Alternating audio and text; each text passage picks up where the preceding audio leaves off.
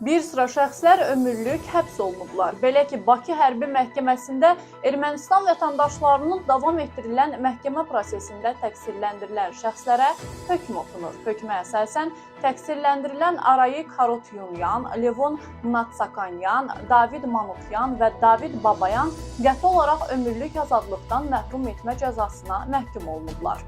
Bununla yanaşı təqsirləndirilən Arkadi Qukasyan və Bako Sahakyanın ömürlük azadlıqdan məhrum etmə növündə cəza nəzərdə tutan cinayətlərin törədilməsində ittiham olunmasına və həmin ittihamların məhkəmə istintaqı zamanı sübuta yetirilməsinə baxmayaraq, yekun məhkəmə qərarı, yəni hökm çıxarılanədək həmin təqsirləndirilən şəxs 65 yaşına çatdığı üçün Azərbaycan Respublikasının Cinayət Məcəlləsinin tələblərinə əsasən ona ömürlük azadlıqdan məhrum etmə cəzası təyin edilə bilməz.